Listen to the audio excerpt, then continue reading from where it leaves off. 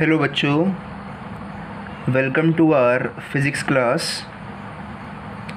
In today's class we'll be continuing chapter number 9 of your NCERT book titled as Ray Optics.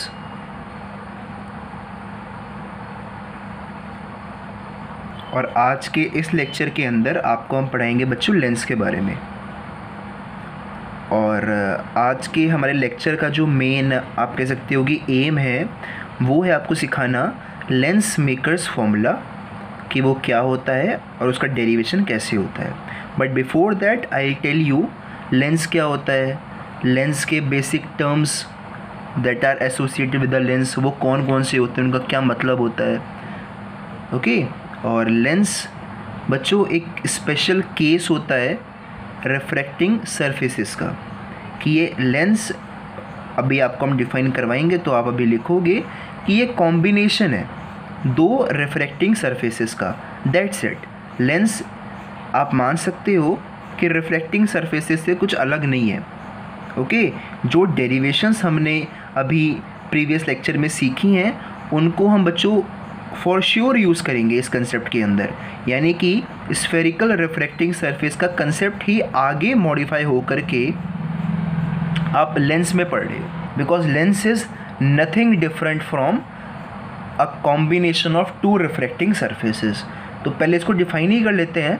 आप लिख लीजिए कि a lens is a piece of transparent material bounded by two refracting surfaces. Two refracting surfaces out of which at least one is curved. Out of which at least one, both may be या both, obvious सी बात है. अभी अब मैं आपको दिखाऊंगा diagrams तो आप समझ जाओगे. At least one is curved. So this is the best definition for a lens. और बच्चों लेंस आपने फॉर श्योर अपनी बेसिक क्लासेस में भी पढ़ा होगा, लोअर क्लासेस में. वहाँ पर आपने लेंस की कोई और डेफिनेशन पढ़ी होगी, but from now you will keep the same definition in your mind because आपको अच्छे से मालूम है कि रिफ्रैक्टिंग सरफेसेस क्या होते हैं. सो लेंस क्या है, ये कॉम्बिनेशन होता है दो रिफ्रैक्टिंग सरफेसेस का, जिसमें से हो सकता है कि दोनों ही कर्व्ड हो या फिर एटलीस्ट एक तो कर्व्ड होगा ही होगा. सो इसी प्रिंसिपल पर आपके जो लेंस होते हैं वो बेसिकली 8 तरह के होते हैं. इक्विकॉनकेव, बाइकनकेव, प्लेनो कनकेव और कन्वेक्सो कनकेव. ये 4 टाइप होते हैं कनकेव लेंस के. और सिमिलरली 4 टाइप होते हैं बच्चों कन्वेक्स लेंस के, equi convex, by convex, plano convex और कनकेवो कन्वेक्स. तो बच्चों मैं आपको इक्वी कनकेव और इक्वी कन्वेक्स लेंस दिखा रहा हूँ बस. ठीक है. This is an equi concave lens and this is a equi convex lens.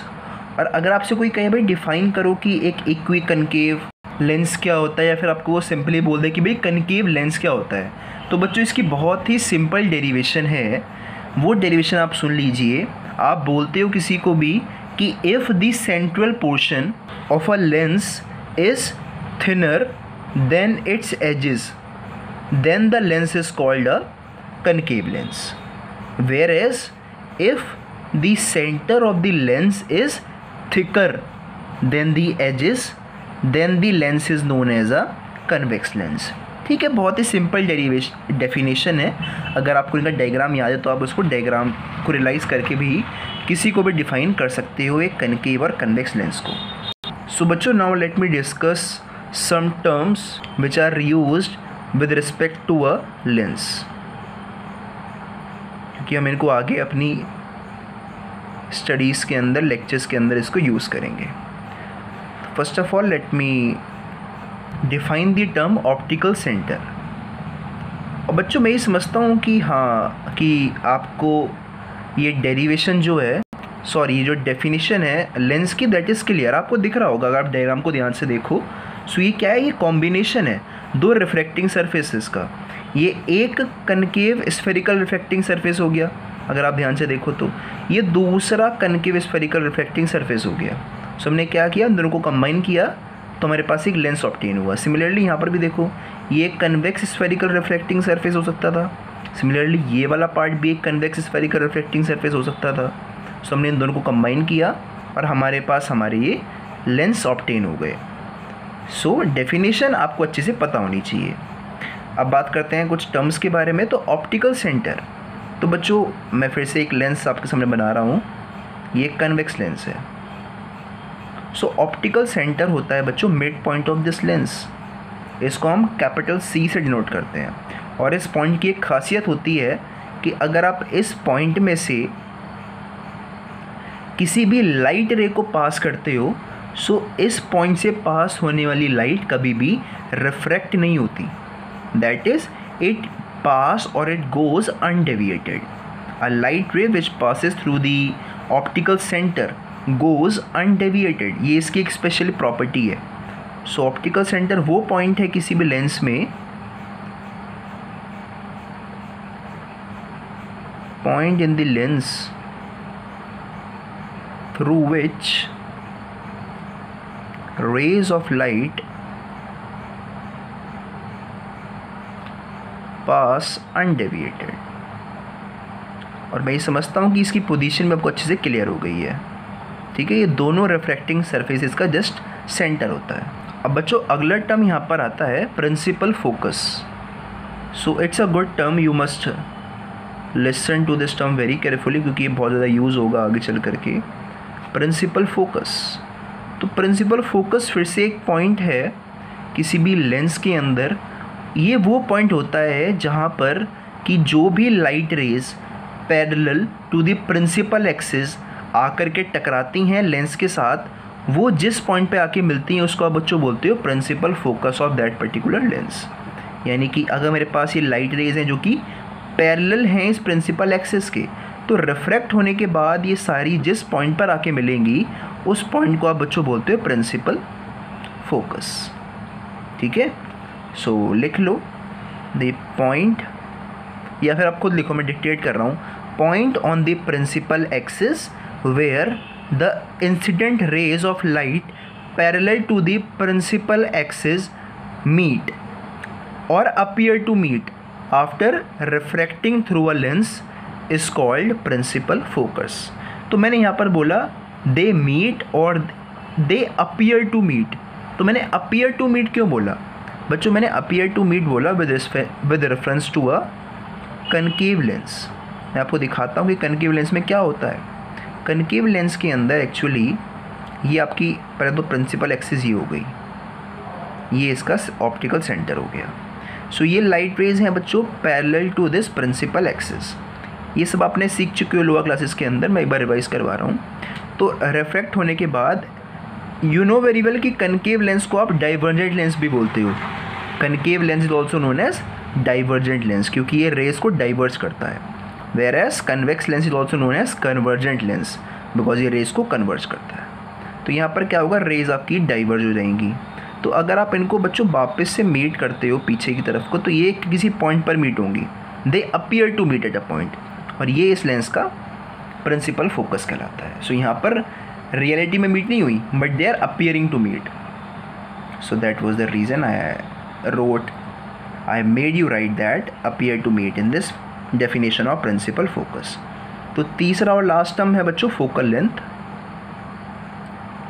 Focal length होती है बच्चों distance between the optical centre and principal focus. कोई बड़ी चीज़ नहीं है, लिख लो अपने आप इसको। और बच्चों ध्यान रहे कि यहाँ पर भी सेम वही लॉज लागू रहते हैं जो कि रिफ्लेक्टिंग सरफेस के केस में थे।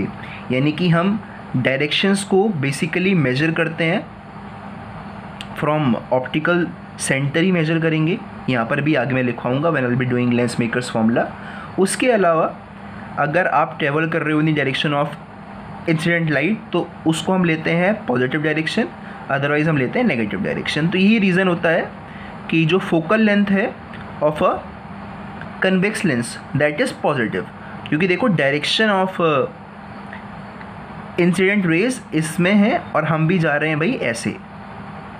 द डिस्टेंस, मैंने कहा distance between the optical centre and focus is known as focal length.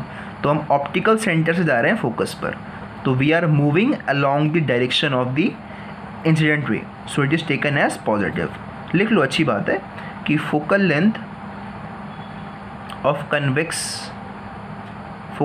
Convex lens is positive. और यहाँ पर ध्यान से देखो, ऑप्टिकल सेंटर से हम आ रहे हैं बच्चों फोकस की तरफ, तो हम ऐसे मूव कर रहे हैं, जबकि डायरेक्शन ऑफ इंसिडेंट लाइट इस तरफ है, तो we are moving in the opposite direction, तो हम इसको लेंगे as negative. So F of convex lens is positive whereas F of concave lens is negative. मतलब ये एक समझने वाली बात है। अब आपको भी ऐसे सीखना होगा कि आप क्लास 12th में आ चुके हो, तो आपको भी ऐसे अब अपने आप माइंड में इंटरप्रेट करना आना चाहिए चीज़ों को। तो बच्चों ये था लेंस के बारे में कुछ बेसिक बातें। अब हम चलते हैं लेंस मेकर्स फॉर्मूला की तरफ, कि जो आप चश्मा अगर पहनते हो तो वहाँ पर भई हम कैसे कैलकुलेट करते हैं कि किस तरह का लेंस यूज़ करें, किस मटेरियल का लेंस यूज़ करें, कितना उसका रिफ्रैक्टिव इंडेक्स हो, वो सारी बातें भाई इसी फॉर्मूले को देख करके यूज़ करते हैं जो मैन्युफैक्चरर्स होते हैं इन लेंसेज वगैरह के। Okay, so a very important formula it is lens makers formula.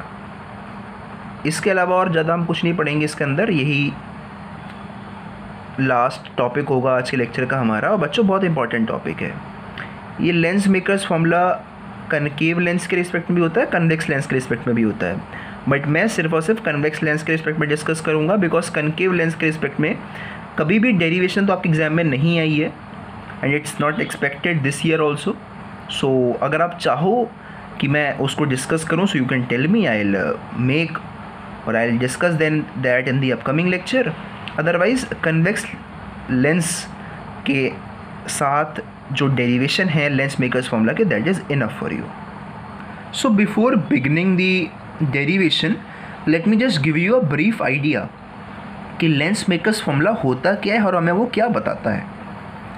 सो आप एक बेसिक आइडिया लिख लो यहाँ पर कि लेंस मेकर फॉर्मूला एक वो फॉर्मूला है, द फॉर्मूला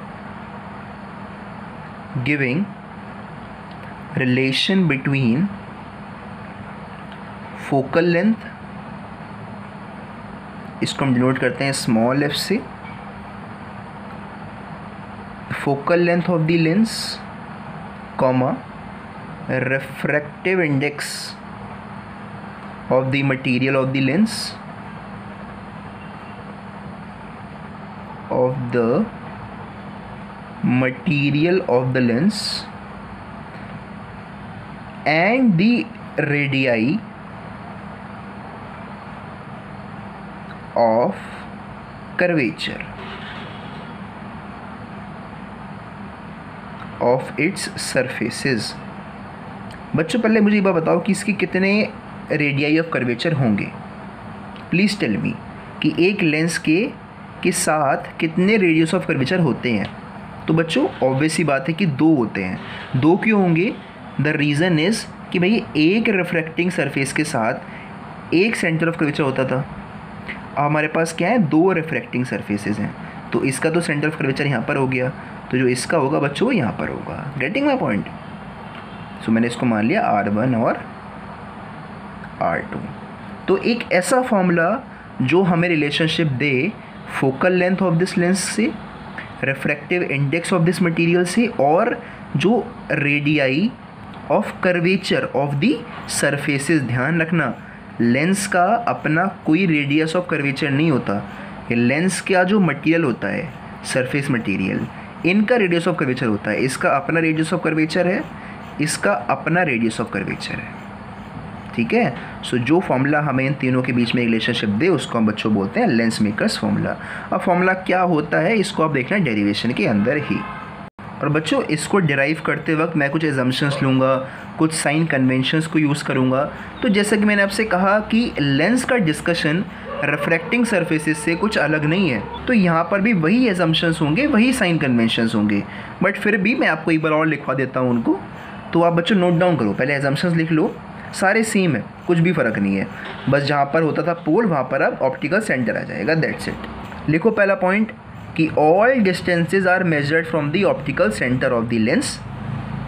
आई होप आपने लिख लिया होगा। अब लिखो सेकंड पॉइंट कि aperture of the lens is small. ऐसा हम क्यों करते हैं, ताकि हमारे पास आगे देख लोगे आप डेरिवेशन के अंदर कि हमने एपर्चर को स्मॉल क्यों किया, हम पी और सी को आपस में रिप्लेस कर देंगे, इसलिए यूज़ किया। थर्ड, हम जो एजम्पशन ले रहे हैं बच्चों वो ये है कि जो हमारे पास ऑब्जेक्ट है वो एक पॉइंट ऑब्जेक्ट है और प्रिंसिपल एक्सिस के ऊपर लाई कर रहा है। फोर्थ एजम्पशन हम लेते हैं कि angle made by the incident रे एंड द रिफ्रैक्टेड रे इज़ वेरी वेरी स्मॉल। बस ये 4 एजम्पशंस वही सेम है जो हमने बच्चों अभी पीछे when we were discussing spherical reflecting surface वहाँ पर ली थी। सिमिलर हम बात करें बच्चों साइन कन्वेंशंस के बारे में। सो यहाँ पर सारे जो डिस्टेंसेस हैं they are measured from the optical centre. This is the first convention. The second convention is that distance is measured in the direction of the propagation of incident light is taken as positive and vice versa, कि अगर आप move कर रहे हो along the direction of incident light और किसी direction को major कर रहे हो तो हम उसको हम पॉजिटिव लेंगे, अदरवाइज हम उसको नेगेटिव लेंगे। जो भी हमने आपको ऊपर समझाया था, मैंने I was saying that F of convex lens is positive and F of concave lens is negative, तो ये हमने यही साइन कन्वेंशन को यूज़ किया था। सो बच्चों let's start the derivation now. So for that I need to turn my page. So finally I had turned it. Okay, so I was talking about the derivation of lens makers formula for convex lens. मैं सिर्फ convex lens के बारे में बात करूँगा। अगर आपका interest है कि मैं डिस्कस करूँ अबाउट कनकेव लेंस तो यू कैन टेल मी, मैं डिस्कस कर लूँगा। अदरवाइज़ आप खुद भी एक बार ट्राई कर सकते हो कनकेव लेंस के बारे में के रिस्पेक्ट में लेंस मेकर्स फॉर्मूला डिराइव करने का। तो ध्यान से देखना, मैं थोड़ा मोटा बनाऊँगा लेंस को ताकि आप इसको अच्छे से रियलाइज़ कर पाओ।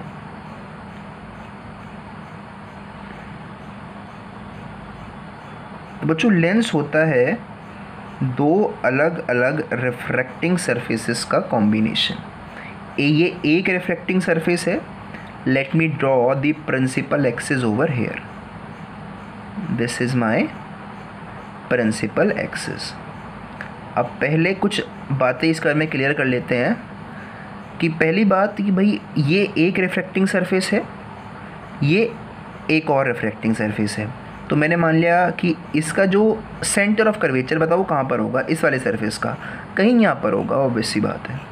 तो मैंने उसको नाम दे दिया भाई C1 नाम दे दिया, centre of curvature for this first refracting surface. वहीं पर अगर मैं इसकी बात करूँ तो इसका भी एक सेंटर ऑफ कर्वेचर होगा जो कहीं यहाँ पर लाई कर रहा होगा, इसको मैंने बच्चों C2 नाम दे दिया। ठीक है, दोनों के सेंटर ऑफ कर्वेचर्स मार्क हो गए। आगे बच्चों इसका एक ऑप्टिकल सेंटर होगा जिसको हम कैपिटल C से डिनोट करते हैं। सो वो ये हो गया। Apart from this, let me say that the aperture of this lens is XY। तो अब हमें क्या करना है कि एक ऑब्जेक्ट को रखना है एक तरफ और उसकी इमेज बनानी है बच्चों एक तरफ। फिर हम आगे डिस्कस करेंगे भाई कैसे हमने लेंस मेकर्स फॉर्मूला को डिराइव किया। और बच्चों जब मैं इसको डिराइव करूँगा तो मैं इसको 2 अलग अलग पार्ट्स में डिराइव करूँगा। ठीक है, पहले मैं इसको इस तरह से ब्रेक कर लूँगा लेंस को 2 अलग अलग हिस्सों में। पहले मैं डिस्कस करूँगा इस स्फेरिकल रिफ्लेक्टिंग सरफेस के रिस्पेक्ट में क्या होता है लाइट के साथ, फिर डिस्कस करूँगा इस वाले स्फेरिकल रिफ्लेक्टिंग सरफेस के रिस्पेक्ट में क्या होता है लाइट के साथ। दोनों को क्लब कर देंगे तो हमारे पास ओवरऑल लेंस मेकर्स फॉर्मूला आ जाएगा। Very very simple. But before that let's make our ray diagram. तो मैंने माना कि मेरे पास ऑब्जेक्ट है जो कि एक पॉइंट ऑब्जेक्ट है and it is lying on the principal axis और एजम्पशन नंबर 3। अब क्या होगा भाई, इस पॉइंट ऑब्जेक्ट से एक लाइट रे निकलेगी जो जा कर के इसको कहीं यहाँ पर स्ट्राइक करेगी। तो अब बताओ इस पॉइंट का नॉर्मल कहाँ पर होगा, जो इस पॉइंट पर हम जो नॉर्मल प्लॉट करेंगे वो कहाँ से पास होगा। तो बच्चों नॉर्मल हमेशा किसी भी रिफ्रैक्टिंग सरफेस का उसके सेंटर ऑफ कर्वेचर से पास होता है। तो इसका सेंटर ऑफ कर्वेचर कहाँ पर है, यहाँ पर है। सो पहले इसका नॉर्मल प्लॉट कर लीजिए आप। So this is the, I hope दिख रहा है आपको, this is the normal for this interface number 1 कि जब इस पॉइंट पर टकराया तो इसका जो नॉर्मल है वो ये है। तो बच्चों ये आपके पास एरर मीडियम है। मैंने माना इसका रिफ्रैक्टिव इंडेक्स N1 है और लेंस का रिफ्रैक्टिव इंडेक्स मैंने माना भाई N2 है। Let me right it over here. ठीक है, सो ये ऑब्वियसली बात है कि भाई n1 की वैल्यू छोटी होगी एज़ कम्पेयर टू n2, यानी कि हमारे पास ये एक रेयर मीडियम है, ये एक डेंसर मीडियम है। सो लाइट ने एक्चुअली ट्रेवल करना था इस तरह से, बट अब वो रिफ्रैक्ट होगा टूवर्ड्स दी नॉर्मल। सो उससे होगा क्या कि ये जो लाइट है ये कुछ इस तरह से यहाँ पर स्ट्राइक करेगा। अब अगले सरफेस पर आ गया है। अब अगले सरफेस के लिए बताइए नॉर्मल कहाँ पर होगा? अगले सरफेस के लिए बच्चों जो नॉर्मल है वो होगा ये। Any doubt in this? इसके लिए नॉर्मल इसके सेंटर ऑफ कर्वेचर से पास होगा, तो इसका नॉर्मल होगा ये। अब इस लाइट ने एक्चुअली जाना कैसे था? Late me draw it quite more appropriately. मैंने थोड़ा सा गलत बना दिया है, थोड़ा सा इसको हम नीचे तरफ बैठ जाएंगे because we need an image of this object as well. ठीक है, ये पहले की बात है कि भाई लाइट ने जाना था इस तरह से, बट अब वो डिफ्लेक्ट होगी टूवर्ड्स दिस नॉर्मल, तो ये इस तरह से नीचे की तरफ आ गई।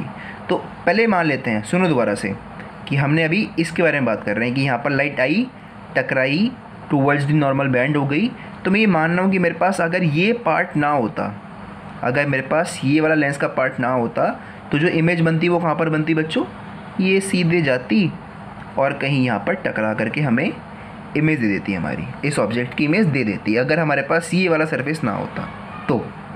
अब क्या हुआ कि ये वाला सरफेस हमारे पास है यहाँ पर, तो ये सरफेस भी एक रिफ्रैक्शन करवाएगा इस लाइट रे को, तो इसका नॉर्मल है ये। और यहाँ पर लाइट ट्रेवल कर रही है from denser to rare medium, तो यहाँ पर क्या होगा? Light will travel away from the normal, कि it had to travel like this, but अब ये थोड़ा सा और दूर भागेगी नॉर्मल से, यानी कि जो हमारे पास फाइनल इमेज है इस पूरे लेंस के लिए वो है कैपिटल आई, और इसको मान लेते हैं बच्चों स्मॉल कैपिटल I1 मान लेते हैं इसको। ठीक है, ये इमेज कब बनती? ये इमेज तब बनती जब हमारे पास ये वाला रिफ्लेक्टिंग सरफेस ना होता, सिर्फ ये आगे वाला होता, तो हमारे पास इमेज आती ये वाली। अब क्या हुआ कि हमने एक और रिफ्लेक्टिंग सरफेस रख दिया, तो उसकी वजह से एक और रिफ्लेक्शन हुआ और हमारे पास फाइनल इमेज हमारे पास आई यहाँ पर। I hope that this ray diagram is clear to you. बातें बच्चे यहाँ पर ही वही हैं कि distance of object from centre of from optical centre is small u, distance of image, final image की बात कर रहा हूँ मैं, is small v from optical centre, and this is my radius of curvature for this surface, so let me say this is R1 and this is my R2। तो बच्चों अब मैं चाहता हूँ कि आप थोड़ा इसको डिस्क्राइब कर दो, नीचे लिख दो इसके बारे में। मैं आपको नहीं लिखवा रहा, मैं डिक्टेट कर रहा हूँ कि आप लिखो।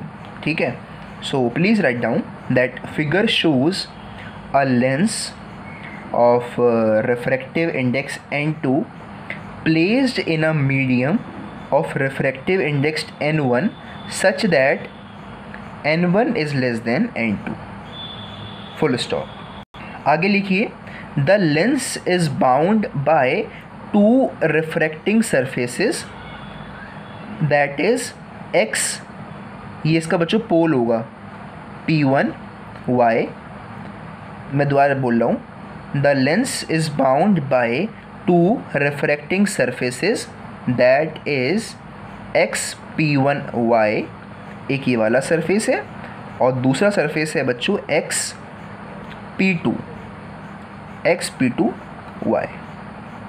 तो आपके पास ये दो सरफेसेस हैं इस लेंस पर। आगे लिखो, having centre of curvatures C1 and C2,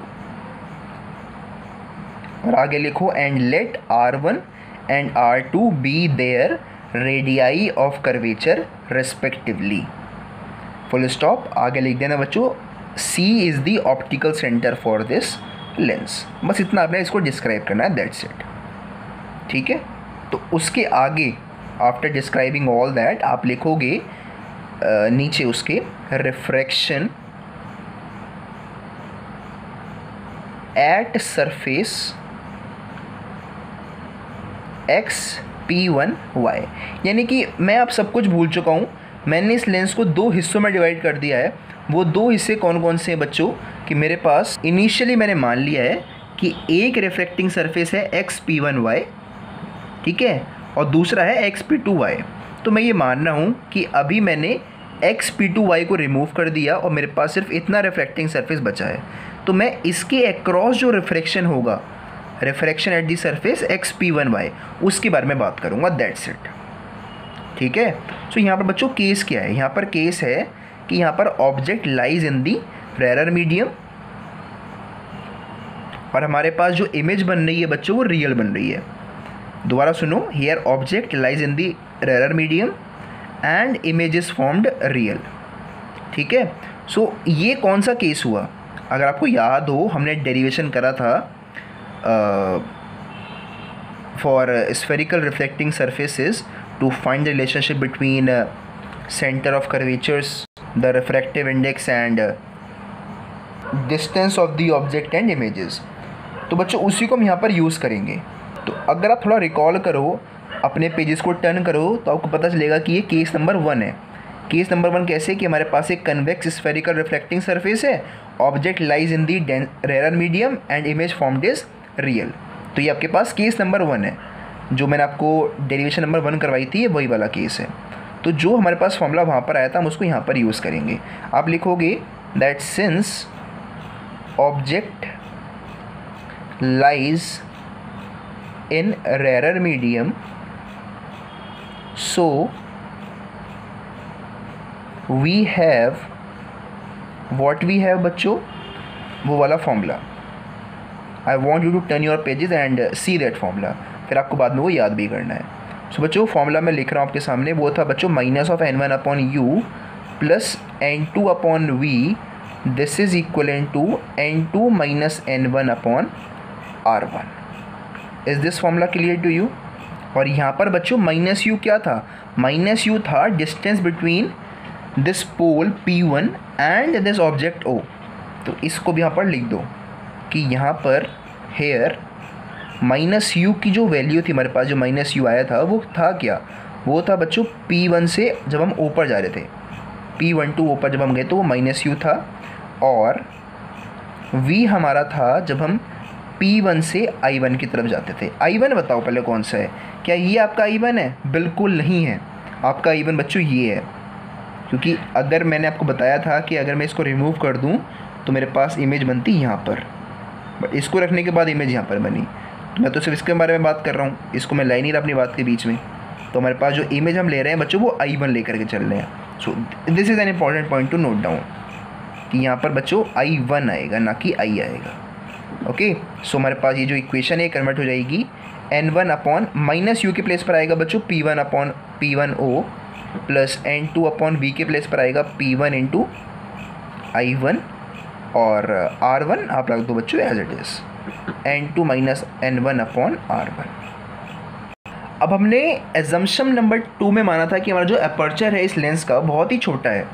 अब उसको मानने के पीछे का रीज़न था कि हम इस पोल्स को, जो P1 की वैल्यू है वो हम मान लेंगे कि C के बहुत करीब है, तो हम इस P1 को C से रिप्लेस कर देंगे। बस इसलिए हमने माना था कि हमारा जो अपर्चर है वो बहुत छोटा है। तो आप लिखोगे that since lens is thin so point P1 is close to optical center that is C, therefore हमारे पास आया कि n1 अपॉन P1 के प्लेस पर आप लिखोगे बच्चों C, तो n1 upon CO plus n2 upon CI1, this is equal to n2 minus n1 upon R1। इतना काम बच्चों आपने करना है for the refracting surface XP1Y। इतना काम आपने करना है, that's it, for refraction at the surface XP1Y। और इसके बाद सिमिलरली आपने यही अप्रोच अपनानी है for this second refracting surface XP2Y के लिए, कि अब हम मान रहे हैं कि हमारे पास XP1Y था ही नहीं। हम ये मान के चल रहे हैं हमारे पास सिर्फ एक इस तरह की रे थी, और ये रे कौन सी मीडियम में बच्चों? ये डेंसर मीडियम में है। ध्यान रखना कि जब ये इस इंटरफेस पर आई तो ये किस मीडियम में थी भाई? ये डेंसर मीडियम में थी। तो हम ये मानेंगे कि ये रे डेंसर मीडियम से रेयर मीडियम में ट्रेवल कर रही है, और हमारे पास जो ऑब्जेक्ट है वो रियल बन रहा है। तो बच्चों बताओ ये कौन सा केस है जो हमने पढ़े थे? कई सारे केसेस, 6 हमने केसेस पढ़े थे प्रीवियस लेक्चर में। तो वहाँ में से ये कौन सा केस है बच्चों? केस नंबर 3 है। केस नंबर 3 में क्या था कि हमारे पास एक कन्वेक्स स्फेरिकल रिफ्रैक्टिंग सरफेस था in which the object was in the denser medium and the image formed was real. तो वही केस यहाँ पर भी है। तो हम बच्चों यहाँ पर वो वाला फॉर्मूला लिखेंगे that we had derived in the derivation number 3। तो यहाँ पर आप लिख दो रिफ्रैक्शन एट सरफेस xp2y। तो यहाँ पर क्या होगा that since object is in the denser medium, I hope you are getting this, कि हम डेंसर में क्यों मान रहे हैं इसको, क्योंकि हमने भाई पहले वाले मीडियम को एक्सक्लूड कर दिया। हम मान रहे हैं कि हमारे पास कोई पहला मीडियम था भी, हम तो ये मान रहे हैं कि हमारे पास जो लाइट रे आई उसने स्ट्राइक किया लेंस को अंदर की तरफ से, यानी कि हमारा ऑब्जेक्ट डेंसर मीडियम में था और इमेज बनी हमारे पास रेयर मीडियम में। तो इसमें लगेगा हमारा केस नंबर 3। देखो जरा पेज पलट के क्या फॉर्मूला था वहाँ पर। तो वहाँ पर बच्चों फॉर्मूला था -(n2/u + n1/v). This is equal to n1 - n2/r2। This was the formula. अब वहाँ पर देखो -u क्या था बच्चों? वहाँ पर -u था कि किस पॉइंट से हमारी ये वाली जो लाइट है ये किस पॉइंट से आ रही है, ये वाली लाइट। तो बच्चों बताओ ये लाइट रे किस पॉइंट से आ रही है? अब पीछे से तो कहीं से आएगी नहीं है, तो ये पॉइंट कहाँ से आ रहा है? ये भाई इस पॉइंट से आ रहा है, इस I1 से। हम मानते हैं कि लाइट हमारे पास I1 से आई है। गेटिंग माई पॉइंट कि हमारे पास हम जो U1 मान के चल रहे हैं, वहाँ पर हमने जो भी U लिखा है डेरिवेशन के अंदर, वो U एक्चुअली में है क्या? U is the distance of this pole from the object. अब हमारे लिए ये रे हमें कहाँ से आती हुई दिख रही है? हमें आती हुई दिख रही है पॉइंट I1 से, तो हमारे लिए ऑब्जेक्ट हो जाएगा बच्चों point I1। So I hope you got this कि for the refracting surface xp2y the object is I1, the object is I1 और इस ऑब्जेक्ट की इमेज क्या है? I है। Getting my point? इस ऑब्जेक्ट की इमेज I1 थी इस सरफेस के लिए, और इस सरफेस के लिए ये ऑब्जेक्ट है और ये इमेज है। तो यही बात हम यहाँ पर लिखेंगे अब कि यहाँ पर हेयर जो -u है वो है बच्चों distance from this object and optical centre. But हम ये मान चुके हैं कि हम सारे डिस्टेंसेस को कहाँ से मेज़र करेंगे? हम मेज़र करेंगे फ्रॉम ऑप्टिकल सेंटर। तो इस वजह से हम यहाँ पर -u नहीं लेते, हम सिर्फ +u लेते हैं, क्योंकि अगर हम -u लेंगे तो हम डिस्टेंस ले रहे हैं from object to optical centre. But हमने वो एक साइन कन्वेंशन पहले ही मान लिया है कि हम डिस्टेंस मेज़र कर रहे हैं फ्रॉम ऑप्टिकल सेंटर। तो आपके पास जो u की वैल्यू होगी बच्चों हम सिंपल लिखेंगे वही, वो P2I1 के बराबर है, और जो v है वो तो आपको पता ही है कि भाई P2I के बराबर है। तो ये माइनस साइन कहीं नहीं गया इस बार। पता है क्यों नहीं गया?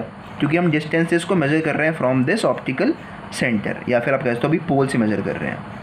सो ये हो जाएगा बच्चों आपके पास जो ये फॉर्मूला है -n2/P2I1 + n1/P2I। This is equal to n1 - n2/r2। अब आप फिर वही लिखोगे that since the lens is thin and point P2 is very close to point C, therefore P2 is very close to C, so the above equation changes to -(n2/Ci1 + n1/Ci). This is equivalent to n1 - n2/r2। तो बच्चों हमारे पास ये बहुत important results यहाँ पर आ गए हैं। Let me say this is my equation number 2 and this is my equation number 1, this one. So अब हम क्या करेंगे आगे? बहुत ही सिंपल है, मतलब अगर आपने इतना कर लिया so you are almost done with the main part of the derivation, क्योंकि यहाँ पर आपने बस क्या करना है 1 और 2 को ऐड करना है। यू आर डन कि आपने भाई दोनों इफ़ेक्ट्स को, इन दोनों रिफ्रैक्टिंग सरफेसेस के इफ़ेक्ट्स को ऐड ऑन कर देना है बस, ताकि आपको इस पूरे लेंस का इफ़ेक्ट मालूम पड़ जाए।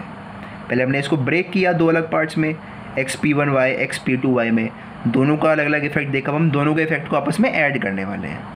तो बच्चों अब हम क्या कर रहे हैं, we are adding the equation number 1 and equation number 2। तो ध्यान से देखो कि वहाँ पर दो टर्म्स थे, एक था बच्चों प्लस n2/ci1 और एक था माइनस n2/ci1। तो वो प्लस ने माइनस को कैंसिल कर दिया। सो हमारे पास बचा क्या, we are left with n1/co plus n1/ci। This is equivalent to n2 minus n1, बाहर आप कॉमन ले लो, अंदर आपके पास आएगा 1/r1 minus 1/r2।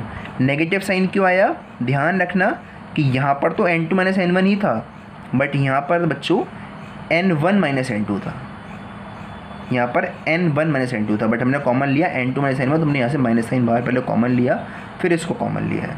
So I hope this is also clear to this step. So now let's apply the sign conventions and find the values of CO और CI। तो CO है बच्चों distance between the optical centre and object, और ये है optical centre और image. तो देखो हम जा किधर रहे हैं, are we in the direction of the propagation of incident light और इन द अपोजिट डायरेक्शन। तो for that we need to go back to the ray diagram. तो हमें बच्चों CO निकालना है, CI निकालना है। तो CO है तो U के बराबर, बट क्या वो प्लस U है या माइनस U है, तो हम C से जा रहे हैं बच्चों O की तरफ। Direction of propagation of incident light is like this and we are going like this, so it will be minus U। CI देखो तो हाँ भाई सेम डायरेक्शन में है, तो ये प्लस ही रहेगा, दिस इज V। ठीक है, going back to the same page. So by sign conventions I have that CO is equal to minus U and CI is equal to plus V. Values put कर दो, तो minus n1/u plus n1/v, this is equivalent to ये same चीज़ n2 minus n1 1/r1 minus 1/r2। अब बच्चों मैं क्या करूँगा कि यहाँ से लेफ्ट हैंड साइड से n1 को बाहर कॉमन ले लूँगा और कॉमन को ले जा करके यहाँ पर डिवाइड कर दूँगा। सो मैंने क्या किया, पहले n1 को बाहर कॉमन ले लिया, सो माइनस 1/u बचा प्लस 1/v बचा, और उसको ले जा करके यहाँ पर डिवाइड कर दिया इस पूरे टर्म से n1 को। तो मेरे पास आया है यहाँ पर ब्रैकेट के अंदर n2/n1 माइनस n1/n1 बच्चों क्या होगा, 1 हो जाएगा, और ब्रैकेट में आपके पास 1/r1 minus 1/r2 as it is. इस पर देखो कोई फ़र्क नहीं पड़ेगा, आप देखो ये एज इट इज़ चलता रहेगा। सो अब मुझे बताओ बच्चों n2/n1 क्या होता है। n2/n1 I had mentioned in the second lecture of this chapter कि this is the relative refractive index of second medium, that is the medium the refractive index of the lens with respect to rare medium. तो यहाँ आप लिख दो that since n2/n1 होता है हमारा n, that is the relative refractive index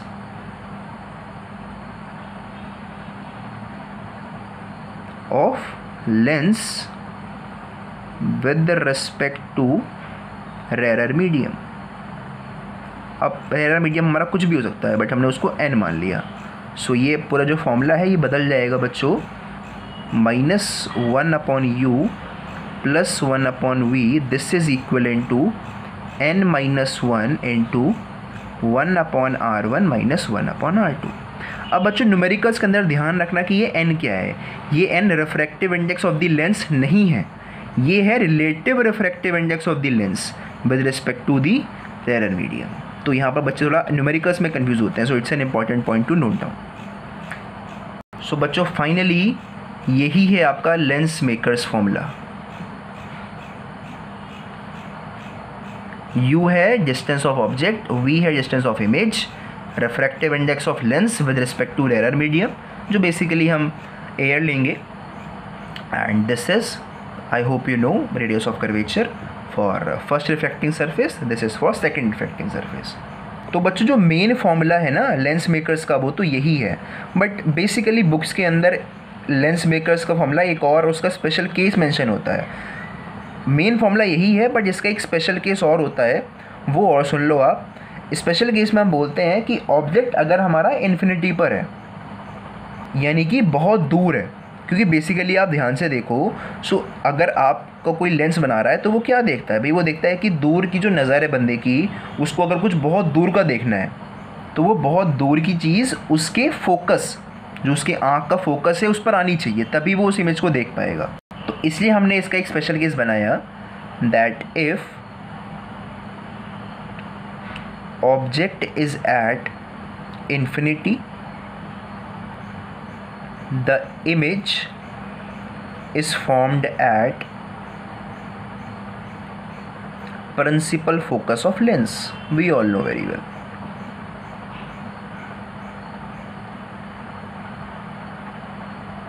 That is, if you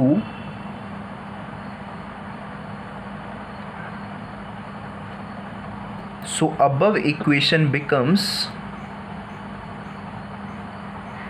जो कि हमने आपको लिखवाई थी बच्चों definition, -1 upon infinity is zero. देखो 1 upon infinity is zero, we all know very well. So ये तो ज़ीरो हो गया, ये हो गया बच्चों 1 upon f, this is equal to the same thing n-1 into 1 upon R1 -1 upon R2। So this is actually the basic formula, but जिसको हम लेंस मेकर्स फॉर्मूला बोलते हैं। मैंने अभी आपको लिखवाई थी डेफिनेशन, उसमें मैंने कहा था भाई फोकल लेंथ के बीच का रिलेशनशिप होता है। तो बच्चों वो लेंस मेकर्स फॉर्मूला हम इस वाले फॉर्मूले को बोलते हैं। और यहाँ से हमने एक स्पेशल रिजल्ट देखा कि जो 1 अपॉन एफ की वैल्यू है वो -1 upon u plus 1 upon v के बराबर है। यहाँ पर आपने देख लिया है ये बात। And one more important thing, that this lens makers formula is valid for both convex and concave lens. तो अगर न्यूमेरिकल आता है कनकेव लेंस के ऊपर, सो डरना मत, इस फॉर्मूले को यूज़ करने से बच्चों दोनों का फॉर्मूला एग्जैक्टली सेम होता है, बस डेरिवेशन करने का तरीका थोड़ा अलग हो जाता है। बट मैं, अगर आपका इंटरेस्ट है तो मुझे बता देना, I will make a lecture on that as well. So मैं यहाँ पर लिख देता हूँ वैलिड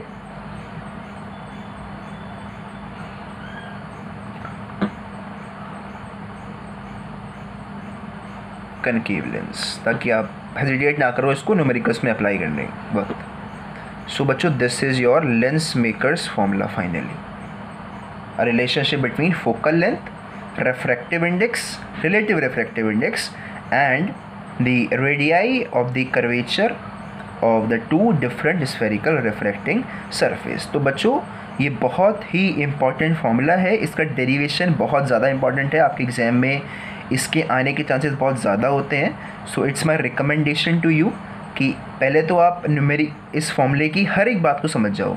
एफ़ क्या है? एफ़ फोकल लेंथ है।